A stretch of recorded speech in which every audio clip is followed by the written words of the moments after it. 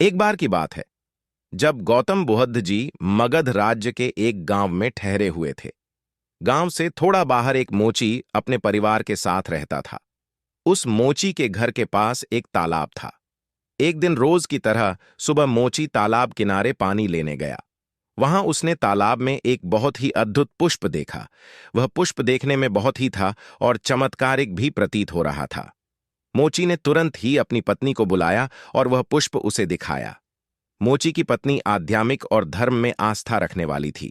वह पुष्प को देखते ही समझ गई कि जरूर कल यहां से गौतम बुद्ध जी गुजरे होंगे। उन्हीं के प्रताप से यह पुष्प खिला है।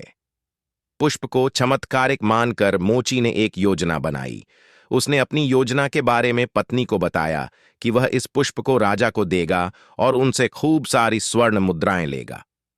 उसकी पत्नी ने भी सोचा कि यह पुष्प उनके किसी काम का नहीं है, इसे राजा को ही दे दो, कम से कम कुछ कमाई तो होगी। पत्नी की सहमति के बाद मोची राजमहल की ओर निकल गया। राजमहल के रास्ते में उसे एक व्यापारी मिलता है। मोची के हाथ में पुष्प देखकर वह रुक जाता है। वह मोची से पूछता है कि भाई, ये पुष्प लेकर कहां जा रहे हो? मोची कहता है कि मैं यह पुष्प लेकर राजा के पास जा रहा हूं। इसे राजा को भेंट करके मैं राजा से मुंह मांगा इनाम लूंगा। व्यापारी ने मोची को प्रस्ताव दिया कि तुम ये पुष्प मुझे दे दो, बदले में मैं तुम्हें 100 स्वर्ण मुद्राएं दूंगा। मोची सोच में पड़ गया। उसने सोचा कि जब व्यापारी इस पुष्प के लिए 100 स्वर्ण मुद्राएं दे रहा है तो राजा तो और ज्यादा देगा। यही सोचते हुए उसने व्यापारी को पुष्प देने से मना कर दिया। थोड़ा आगे चला ही था कि उसे रास्ते में राजा आते हुए नजर आए, जो गौतम बुद्ध के दर्शन के लिए जा रहे थे। राजा भी मोची के हाथ में वो दिव्य पुष्प देखकर अचंभित हो गए। राजा ने मोची को पुष्प के बदले 1000 स्वर्ण मुद्राएं देने के लिए कहा। यह सुनते ही मोची के मन में एक अजीब सी चेतना आई और वह राजा को पुष्प न देकर दौड़ता हुआ सीधे महात्मा बुद्ध के पास जा पहुंचा। महात्मा बुद्ध जी मोची को देखकर हैरत में पड़ गए।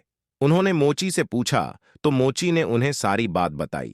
इसके बाद मोची ने वह पुष्प महात्मा गौतम बुद्ध के चरणों में अर्पित किया और उनसे कहा कि पहले तो मेरे मन में पुष्प को देखकर लालच आ गया था, लेकिन अब मैं समझ गया हूं कि जिसकी छाया पड़ने से ही एक पुष्प इतना दिव्य हो गया हो, अगर उसकी शरण में मैं चला जाऊं तो मेरा जीवन भी धन्य हो जाएगा। इसके बाद वह आजीवन महात्मा गौतम बुद्ध का शिष्य बनकर रहा। इस कहानी ने हमें सिखाया कि हमारी जिंदगी में हमें बहुत से चीजें अपनी तरफ आकर्षित करती हैं, लेकिन हमें उनके लालच में न फंसकर अपने ज्ञान का प्रयोग करके जीवन में सही राह को चुनना चाहिए। तुम्हारे भाई की चैनल को सब्सक्राइब एंड शेयर कीजिए प्लीज। आपकी सब्सक्राइब करने से मुझे वीडियो बनाने में मोटिवेशन होता है, इसलिए सब्सक्राइब कीजिए।